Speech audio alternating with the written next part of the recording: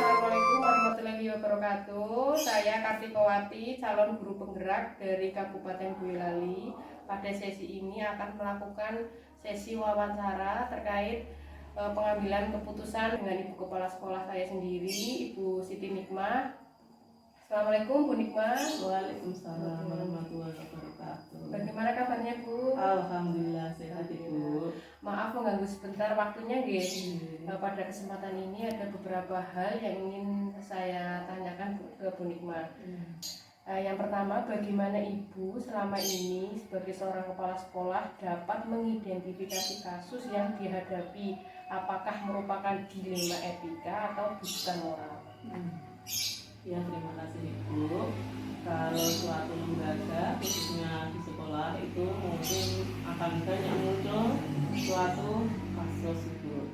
Nah, di dalam kasus itu juga akan muncul suatu dilema etika dan dilema moral. Kalau dilema etika itu biasanya kondisi benar melawan benar, tapi kalau etika moral itu biasanya benar melawan salah. Ya betul, berarti dilema itu yang tadi disampaikan sama Bu Kepala itu bahwa itu benar lawan benar dan dilema moral itu benar lawan salah. Untuk selanjutnya, bagaimana Ibu mengambil keputusan di sekolah terutama terkait dengan kondisi-kondisi kepentingan yang sama, yaitu di mana Ibu harus membuat keputusan benar melawan benar. Kalau mau mengambil keputusan itu saya pahami dulu masalahnya itu sepaham-paham saya mungkin sepaham-pahamnya, terus setelah itu saya mencari solusi atau alternatif pemecahan masalah. Mungkin bisa dari rekan guru, bisa dari komite, bisa dari bapak pengawas, bisa dari bapak ketua koordinator, seperti itu Ibu. Nanti setelah itu terus dimusyawarahkan untuk mencapai mufakat, terus kita ambil musyawarah itu, terus kita putuskan yang mana tidak boleh merugikan salah satu pihak. Terus kemudian hal apa yang menurut Ibu yang dirasa efektif dalam pengambilan keputusan? Ya, tidak menyakiti salah satu pihak atau tidak merugikan salah satu pihak dengan kegiatan musyawarah dan mufakat tadi. Ya, baik sekali, betul. Terus kemudian selama ini dari pengambilan keputusan itu adakah tantangan yang Ibu hadapi? Pasti tidak. Kan kadang ada yang ada pro, ada yang kontra. Iya, insya Allah tidak. Kalau kita selalu mementingkan kepentingan bersama Ibu, tidak memihak salah satu pihak begitu.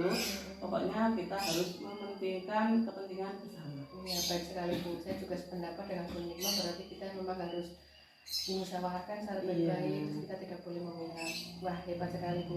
Kemudian apakah Ibu selaku kepala sekolah itu memiliki sebuah tata kelola atau jadwal tertentu dalam sebuah penyesuaian kasus, misalnya harus seperti ini, cara pengelolaannya seperti itu?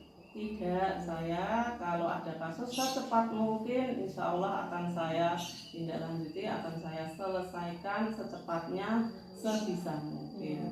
Ya, karena memang kalau kita cepat selesai, tidak berlarut-larut, masalah pun akan cepat selesai. Baik Bu.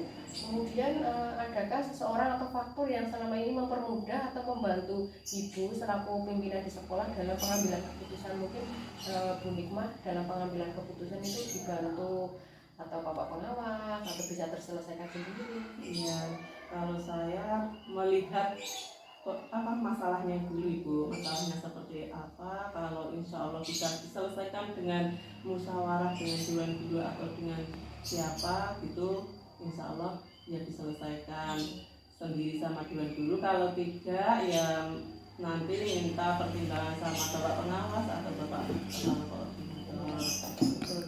Berarti memang ada prosedurnya ya Bu ya. Iya. Kalau misalnya bisa diselesaikan secara intern kita Iya. selesaikan dulu, tapi memang kalau yang belum selesai kita Iya. bisa meminta bantuan dengan Bapak atasan pengawas. kita. Ya, baik, terima kasih. Baik Bu, terima kasih. Kemudian dari semua diskusi yang sudah kita lakukan tadi, pembelajaran apa yang dapat Ibu sampaikan? Pembelajarannya yaitu kalau mengambil suatu keputusan itu ya melalui musyawarah untuk mencapai mufakat, dan tidak boleh ada yang tersakiti atau yang dirugikan. Ya, terima kasih Ibu atas waktu dan ilmunya. Semoga saya dapat mengambil manfaat dari kasus ini. Terima kasih. Sekian, wassalamualaikum warahmatullahi wabarakatuh. Waalaikumsalam.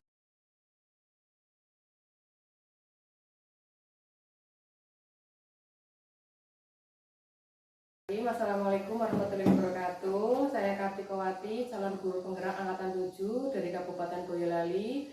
Pada sesi kali ini saya akan melakukan wawancara dengan Bu Ambar terkait tentang kebijakan dalam pengambilan keputusan. Assalamualaikum Bu Ambar. Waalaikumsalam Mbak Tiko. Bagaimana kabarnya? Alhamdulillah sehat Mbak Tiko. Alhamdulillah. Mohon izin Bu, hari ini saya akan melakukan sesi wawancara sebentar dengan Bu Ambar.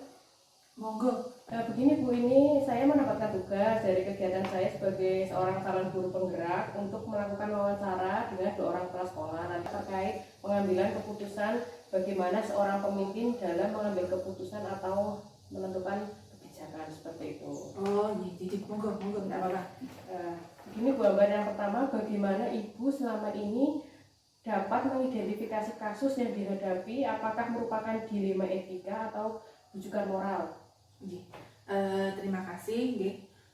Untuk mengetahui itu dilema etika atau bujukan moral, itu bahwa dilema etika itu yang mengandung unsur benar lawan benar. Sedangkan untuk yang bujukan moral itu di mana ada satu sisi benar dan di sisi lain ada yang salah, seperti itu. Demikian. Berarti dilema etika itu benar lawan benar nih Bu Ambar, dan bujukan moral adalah benar melawan salah. Dan selama ini bagaimana Ibu dalam pengambilan keputusan di sekolah, terutama yang berkaitan dengan dilema etika maupun bujukan moral, di mana muncul adanya 2 kepentingan yang berlawanan? Gini ya Mbak Tiko ya, karena kita itu kan di sekolah itu kan dituakan. Nah, dalam mengambil keputusan itu kan kita juga harus tidak langsung saya langsung ambil keputusan ini. Kita kan juga pertama kita juga harus mengidentifikasikan dulu masalahnya, masalah yang terjadi itu apa, kita identifikasikan dulu. Terus kemudian yang kedua itu kita harus mengumpulkan fakta-fakta dulu di lapangan. Fakta-faktanya seperti apa, terus kemudian kita berusaha untuk mencari solusi. Nah, solusi ini nanti dari berbagai pertimbangan yang positif kita ambil untuk kita jadikan keputusan. Berarti yang selama ini Bu Ambar ambil itu adalah yang pertama tadi mengidentifikasi masalah, kemudian Bu Ambar juga selanjutnya mengumpulkan fakta-fakta, kemudian setelah itu baru nanti setelah pengumpulan fakta didapatlah solusi seperti itu. Kemudian selanjutnya langkah-langkah atau gagasan mungkin yang Bu Ambar lakukan, gagasan nyata yang seperti apa yang pernah Ibu lakukan saat berhadapan dengan dilema etika semacam itu? Untuk langkah-langkah yang saya lakukan yaitu yang pertama tadi kan mengidentifikasikan kasusnya. Terus kita mempelajari kapan terjadinya, di mana kejadiannya, dan siapa saja pihak-pihak yang terlibat dalam kejadian itu. Terus kemudian saya memanggil pihak-pihak yang terlibat untuk didudukkan bersama, atau mungkin saya dari face to face dulu, saya dari satu persatu, baru nanti kita dudukkan secara bersama, kita konfirmasi untuk mencari penyebab atau akar masalahnya. Terus kemudian memikirkan mencari solusinya, solusi yang tepat dengan kolaborasi dengan pihak-pihak terkait untuk mendapatkan solusi yang terbaik. Jadi kita harus benar-benar hati-hati dalam mengambil keputusan ini, Mbak. Kemudian apa saja yang Ibu anggap efektif dalam pengambilan keputusan? Dalam pengambilan keputusan ini saya menyelesaikan dengan cara musyawarah. Jadi musyawarah itu mencapai mufakat di mana pengambilan keputusan ini nanti keputusan yang tidak mengandung resiko, baik resiko bagi saya juga baik untuk institusi saya seperti itu. Terus sehingga dapat mencapai kesepakatan secara bersama-sama, rasa keadilan untuk semua. Jadi kalau kita melakukan pengambilan keputusan dengan cara musyawarah kan berarti itu sudah sepakat antara saya dengan pihak-pihak terkait. Jadi baik, berarti solusinya adalah dengan musyawarah untuk memufakat Ibu. Baik sekali. Kemudian apa saja yang selama ini menjadi tantangan dalam pengambilan keputusan tersebut? Untuk saya sebagai kepala sekolah itu memang untuk mengambil keputusan itu hal yang sangat berat nih. Tapi dalam hal ini untuk pengambilan keputusan itu tantangannya memang banyak. Tantangannya adalah penuh dengan resiko yang mungkin keputusan yang saya ambil dengan musyawarah itu tidak memberikan keadilan bagi semua. Walaupun itu sudah kita musyawarahkan, tapi pastilah namanya juga hasil musyawarah itu ada beberapa yang kontra, ada beberapa yang pro, seperti itu ya. Betul, tantangan kan pasti ada gitu ya Bu Ambar. Setiap keputusan pasti mengandung resiko, sehingga solusinya adalah dengan musyawarah mufakat tadi untuk menentukan rasa keadilan tanpa memihak salah satu. Jadi kemudian apakah Anda memiliki sebuah tata kelola atau jadwal tertentu dalam sebuah penyelesaian kasus Bu Ambar? Saya tidak memiliki jadwal khusus untuk tata kelola yang Bu Tiko masukkan tadi.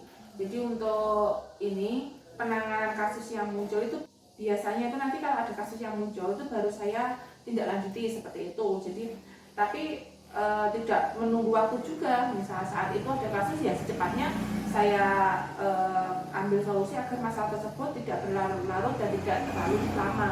Baik, kemudian adakah seseorang atau faktor-faktor apa yang selama ini mempermudah atau membantu Bu Ambar dalam pengambilan keputusan dalam kasus? Oh iya, tentu saja untuk pengambilan keputusan itu bukan serta-merta saya sendiri, tidak.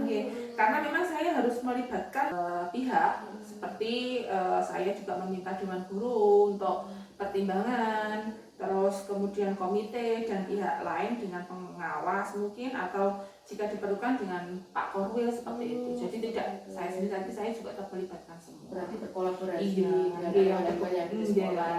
Baik, terima kasih. Kemudian dari semua diskusi yang sudah kita lakukan tadi, pembelajaran apa mungkin yang bisa Bu Ambar ambil?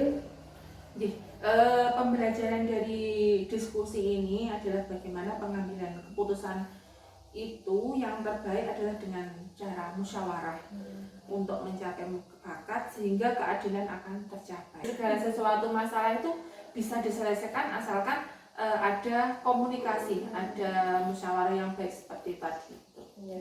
Terima kasih, demikian diskusi yang dapat saya lakukan. Saya ucapkan terima kasih, betul-betul Bu Ambar itu sangat solutif ya, setiap ada masalah pasti ada penyelesaiannya, kemudian dengan cara musyawarah, kemudian berkolaborasi dengan elemen-elemen yang ada di sekolah. Saya ucapkan terima kasih Bu Ambar. Terima kasih sama-sama Bu Ratiko. Semoga sedikit informasi dari saya tadi bermanfaat untuk panjenengan, untuk kegiatan guru penggerak juga diparingi sukses lancar. Terima kasih. Assalamualaikum warahmatullahi wabarakatuh.